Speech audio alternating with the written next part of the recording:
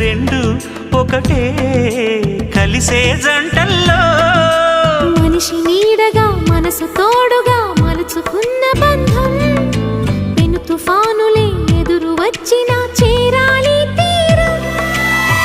వారే వా ప్రేమ పౌరం వాలేదే ప్రణయ గోపురం. స్వప్న వేణువేదో సంగీతమాలపించి సుప్రభాత వేళ శుభమస్తు గాలి వీచే జోడైన రెండు గుండెల ఏకతాళమో